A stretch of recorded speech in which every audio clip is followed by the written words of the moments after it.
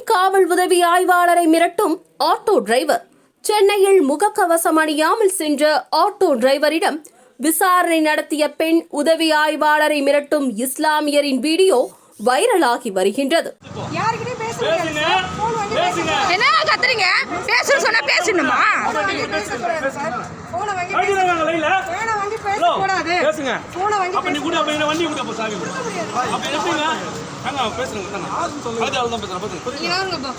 Sir யாரு phone பேசக்கூடாது sir. யார்கிட்டயும் போனை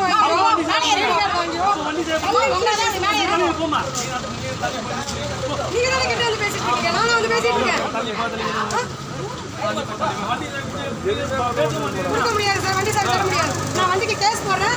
நீங்க கோர்ட்ல வந்து பாத்துக்கோங்க. நீங்க கோர்ட்ல வந்து பாத்துக்கோங்க.